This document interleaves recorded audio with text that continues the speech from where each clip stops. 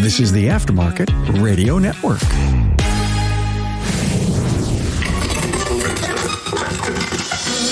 Carm here, the pioneer of Automotive Aftermarket Podcast. Now, I've got a question for you. Are the OEMs really after the entire service and repair market? Or do they need us as much as we need them? Can we work together? And will that give us access to important information? Well, my guest Rob Merwin joins me, the publisher at Aftermarket Matters, and he brings his intel on the Right to Repair Act and topics that he reports on. He has big dreams of everyone working together. Thanks to our sponsor, Napa, for providing this important episode for you. Now, how does Napa support your auto care center through national marketing? Napa will build on the already successful Know How for All campaign and promote auto care offerings and services with our Do It For Me customer support. Give your repair facility an online presence on Napa Online through sales driver promotions, optimized target media in local markets, and in proven channels. Now, if you're interested in partnering and capitalizing on the Napa Know-How for All national marketing campaign, please contact your servicing Napa Auto Parts store now.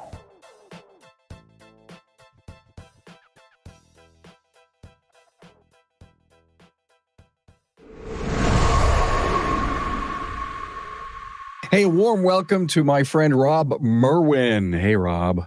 Hey, Carm. Great to be back.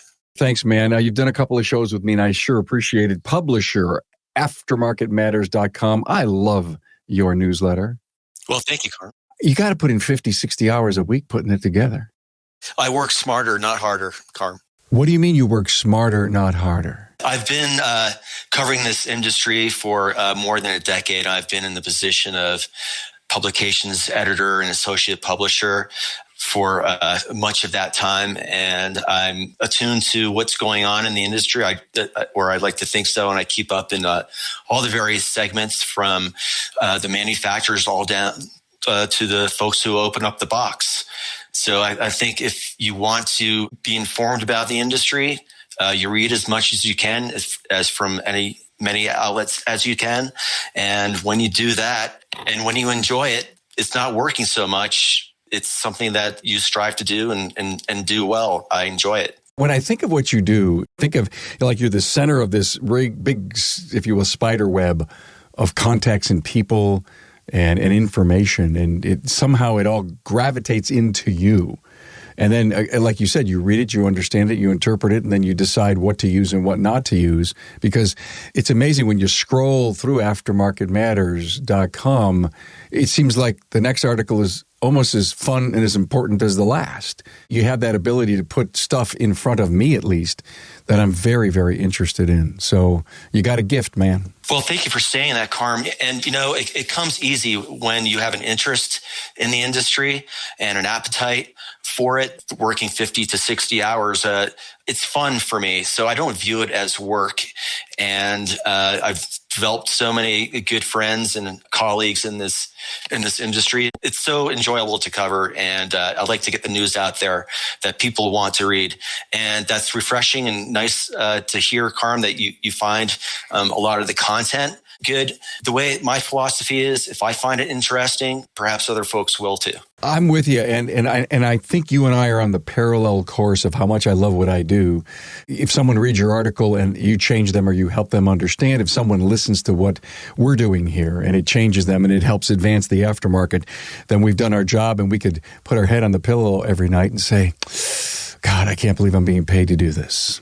Yeah, and what's so interesting about the automotive aftermarket is there's so many facets to it, so many challenges and opportunities that can be addressed, from what's affecting shop owners today to parts proliferation, which was mentioned earlier, and to getting the next generation of technicians and industry professionals into the industry. That's a challenge alone in and of itself. This is our first one-on-one. I don't know if I did mention that. Maybe I did. And we kind of tossed up in the air the, right to repair. And since you and I talked about it, there's been a revelation here in the House of Representatives where and I'm trying to remember the guy's name, Representative Bobby Rush introduced on February 3rd, a Right to Equitable and Professional Auto Industry Repair Act called Repair Act. It's wild. To give us access to the information so we can repair America's cars. There's also the issue going on in Massachusetts where the judge hasn't yet made his ruling on their Right to Repair Act in Massachusetts. It's amazing what's going on. And then I want to encourage the audience that repairact.com is one of the places you need to go and sign up. But I recently read New York State, someone introduced almost the same kind of legislation. So there's some stuff going on, Rob. It's interesting. I had the opportunity to speak with Auto Care Association's Aaron Lowe and Bill Hanvey back at Apex regarding right to repair. Aaron did a great job of outlining where we've been with the right to repair and where we're going with it. And, up until that point, my main perspective on it was that the OEMs were after the service and repair market. That they wanted to take that away from the independents and get more of that market share. But after speaking with Aaron, the OEMs, the dealerships, they need the independent aftermarket because we service upwards of around 70% of the vehicle park. So what's their end game? There's got to be something more to it. And Aaron replied that their end game is to control the supply chain and the parts and who repairs the cars. They'll want the independents in the service and repair market, but they want to choose which independents they are. When you told me that 2-3 weeks ago, and I thought very heavily about that, I was starting to think about, well, I guess if I was charged by the OEMs to come up with a strategy, we'll give you data if you give me parts. Wow. Listen, you got to buy X from me a month, and I'll let you have data for X. The more you buy, the less it costs to be a player in the game. Wow, what a shakeup in our industry. Yeah, and what adds a little wrinkle to this whole discussion is the present supply chain issues that we have. And Bill Hanvey remarked that because of the supply chain issues, the dealerships need the aftermarket parts supply now more than ever. Traditionally, dealerships relied on aftermarket parts for 20% of their parts for repair and service. Now with the supply chain issues, Bill mentioned that it's now between 30 and 35% that dealerships are depending on the aftermarket. And, Bill said we really depend on one another. We're all players in this one ecosystem together where one party cannot exist successfully without the other party. What I said about 3 minutes ago was just my thinking. It was a wild strategy. Please don't listen. As Carm said, no, if I was them and I was charged with how do I bring in more aftermarket part sales from the OEM to the dealer or to our service professional, I would think that they may have something there, Rob. But, still to a point, they need us to repair the cars so that we recommend to our customer, you love that Hyundai thing? It's not bad to repair. Buy another one if you want. Think of the influence that we have to our customer base. It's huge. Yeah, well, we keep the cars on the road, and that's a benefit for the OEMs, and we help keep that brand in front of the customers and keep their cars rolling, where when that vehicle reaches its end of life, how willing are they going to return to that manufacturer and buy that brand again? Did they have a good experience? Carm here, and coming up, has the OEM lost sight of consumer interests? Well, keep listening. Hi, Carm here, and I want to talk to you about the Napa Auto Care Center program for health insurance. We've all heard the reports about the rising cost of health insurance, but you'll be happy to know I'm here with really good news. The Napa Insurance Center is now offering the Napa National Health Program, and it's saving Napa Auto Care Centers and their employees money, lots of money. In fact, in the first 90 days following the launch of the program, Napa stores and auto care centers and their employees saved over $2.7 million. That's all thanks to the Napa Insurance Center's partnership with United Healthcare. It gives auto care centers access to the national large group rates on medical insurance with premiums discounted up to 30%. Now, these rates are based on the collective purchasing potential of 22,500 Napa locations, including both Napa Auto Parts stores and Napa Auto Care Centers. And listen to this. The news just keeps getting better. You can choose from 4 excellent United Healthcare medical plans with varying levels of coverage and deductibles to meet a range of needs. All plans are PPOs, preferred provider organizations, with comprehensive coverage. Because of the Napa Insurance Center's partnership with Aflac, you can have access to supplemental insurance benefits, including disability, accident, hospital, and more, all at a Napa-only discount, up to 35%. The Napa Benefits Center can help you with other group benefits too, including group life insurance, retirement, HSAs, and more. Napa's National Health Benefit Program is just one of the many reasons to become part of the Napa Auto Care family, the largest network of independent automotive repair shops in the country. Talk to your servicing Napa store. For more detailed information about the Napa National Health Program, visit the Napa Benefits Center at www.napabenefitscenter.com or call the Napa Benefits Center at 844-627-2123. The Illinois congressman who introduced the Repair Act in February, he kind of wrote up, the overview of it and basically says, listen, the consumer just doesn't want to go to the inconvenient dealer for repairs, and they know that. And so they're sitting on data that we need to, repair the vehicle. So far, we haven't had any problems, but as technology in the future goes on, we said a while back that the hood's getting locked, and so's the data going to get locked. We have to have access to that. There's no way we can shut down where 288 million vehicles get repaired. I mean, at least the OEMs can't do it. But it seems like a fight that they're willing to have. That's what I didn't understand, and which is why I asked Aaron what their end game was. And as I mentioned before, they want to control the parts, who receives the parts. It's interesting that the OEMs keep throwing up these roadblocks, it seems. When Massachusetts voters overwhelmingly passed the Right to Repair Act back in 2020, I think by 75% of those who voted, I thought we were well on our way to getting this done by this year, 2022. Subaru in Massachusetts removed their telematic devices to share that data with repairers, which was kind of an end around by that OEM to say, well, if there's no data to share, then we're abiding by the law. It's a little bit of a screwball, but inventive way to circumspect the law. Now Kia is doing the same thing. Yeah, so the judge went crazy, and he was going to come up with a ruling, I think, a few months ago, and he says, what's going on here?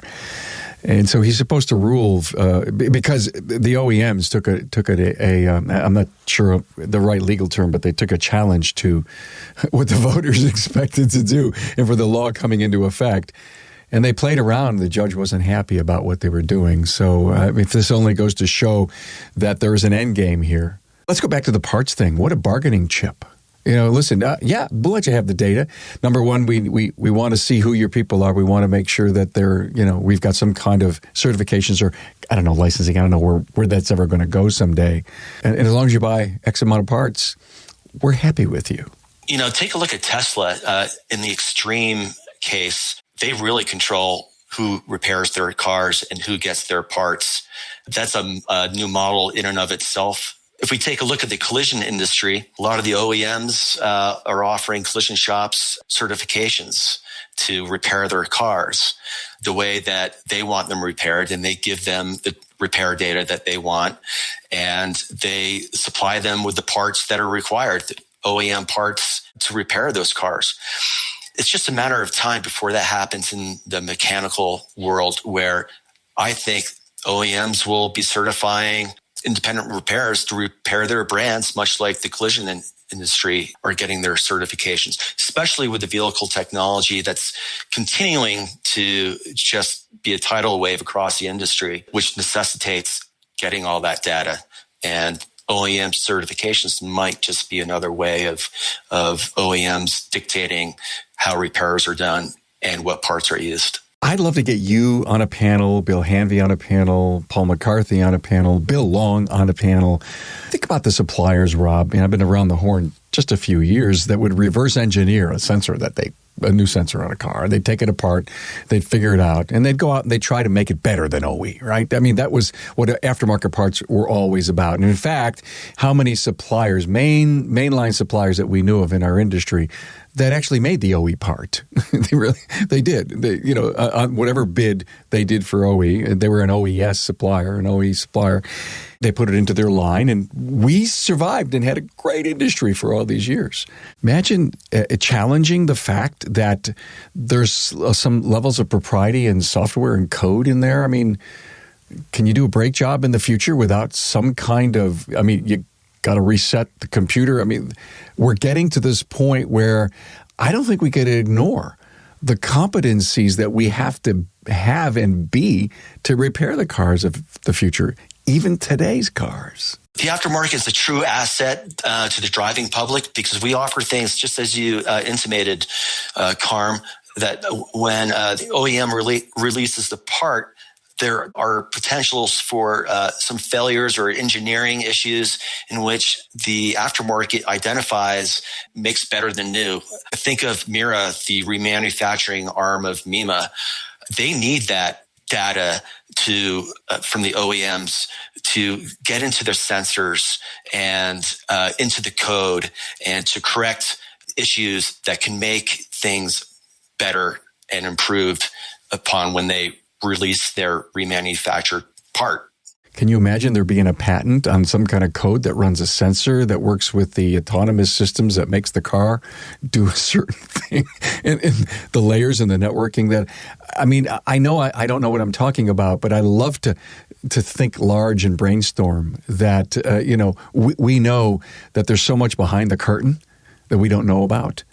And you can almost dream big and be right. Yeah, I don't even know if it's as strong as patents, Carm. I think it's just, they're holding on to that. Copyrights. Yeah, Carm, they need us, we need them. At the end of the day, you're 100% right. That's where we need to be. But so what we need to do is have to have legislation to remind the car dealer how important we are. But I think that bargaining chip that Aaron Lowe mentioned, that they just want to sell us parts. And you need to play nice in the sandbox with us. That's where the money is, parts. OEMs have identified that as such, and that's where they're headed. Maybe complicating this a little bit, how cars are just engineered and the tolerances over the years, how they've improved. We're not looking at the cars of the 70s or the 80s rolling into bays needing as much repair and service as much. So maybe the repair industry is dwindling. I don't know. They've identified parts as the new revenue. That's a mouthful, my friend. I think you're right. So think about this.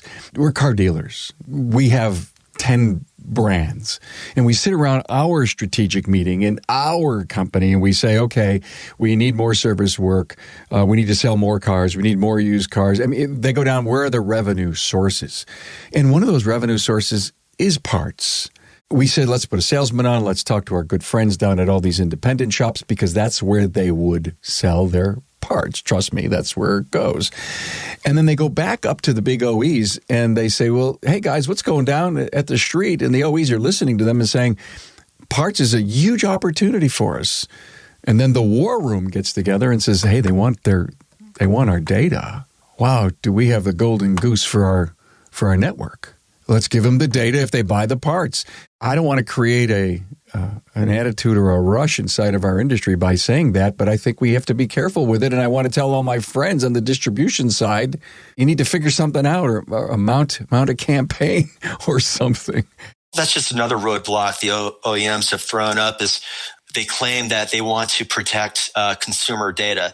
Well, listen, the aftermarket doesn't want their personal data, what tunes they're listening to. All the aftermarket wants is the repair data. The OEMs will push back hard and say that's not true. And we push back just as hard and say, well, you know what? It is just the repair data that we want. And that's the long and short of it. What's interesting here is that we've kind of lost sight of the consumer interests. The aftermarket has the consumer front and center in this fight for data to help keep them on the road in a safe way too with the right parts. But where do the OEMs stand on that? All I hear is me. Shouldn't they be concerned about consumer safety and getting their customers' cars repaired properly and safely? You don't really hear that argument. Maybe that's something that the aftermarket, in our case for right to repair, whether it's Massachusetts, Illinois, New York, or a federal legislation, maybe that's what we need to spotlight. Where's their concern for the consumer? Maybe that's something that needs to be amplified. Talking to a friend the other day who just lost a technician that he recently hired 2 months ago. They worked at the car dealer, and he says, I'm leaving you. You're a great guy. You have a great company here, but I got to go back. This is too hard. And too hard, why, Carm? I don't understand. He says, I got to know too much. I got to go too deep. When I was at the dealer, when we got this far, we replaced the part. And so you want me to go dig deeper to find out what the real problem may be as I go down the tree chart of, a diagnostic solution. If we lost that 70% share and some of it went back to the dealer, cars out of warranty, they're not going to go deep. They're just going to stop, charge for the part. It's $1,000 repair versus maybe what we could do for $500, which is why I think all these new acts that are coming on that are pro-consumer, that's the reason it's pro-consumer. Because we're going to go deep. We're going to find the short in the rear taillight that cost all this stuff to happen, We got to charge for the diagnostic time. I get that. But we may not be replacing modules as we keep going down the line. And with that kind of shortcutting, and I'm not telling you I know the answers to this, but with that kind of shortcutting, the repairs may be just way too expensive for the consumer. Repairs being too expensive because they're going to replace a part, not do the diagnostics. I mean, there may be a short along the way that just needs to be fixed, repaired, soldered, moved, something, versus, I get this far, I don't know what's next, replace the part, go next, replace the part, go next. I mean, that's what the guy says. He says, I'd rather be replacing parts than figuring it out. Differing repair philosophies, I guess. Are you going to repair or are you going to replace? I mentioned the collision industry. The OEMs are now saying, don't repair, replace. Maybe that's seeping into the mechanical world. And like you say, that's where the money is in the parts. They have the parts canon and the independents don't. And when the independents do use the parts canon, sometimes the repair gets way, way too high. And we have to keep going back to the consumer saying, well, yeah, we told you it was $800, now it's $1,200. And, we told you it was $1,200, now it's $1,800. We keep throwing the parts canon at it. And the dealerships do the parts canon when it's under warranty. They want to get it in and out. They get paid only so much to do the job, and it has to go. And again, I think you may be right, Rob. I'm not sure they want to repair all these 5, 10, 12-year-old cars. I just don't know if they have the patience to do it based on the current business model of in and out, working under the warranty and under flat rate. I think there's some value in thinking about that and discussing that because they want my parts business that will get them off top dead center on the data issue. Just give them some parts business. Exasperating this thing in this present day snapshot is the chip shortage, and this might be another rabbit hole, Carm, but there aren't a lot of new cars getting out there on the road just because of shortage of inventory. And so people are keeping their cars longer, and those cars are going to need more parts going down the road to keep them on the road just because people can't buy new cars anymore. So maybe that puts a little minor exclamation point on this whole need for right to repair and being able to have access to the data and choice of parts. I don't think we're going to solve this together, you and I. We're not going to come up with that magic bullet that fixes everything.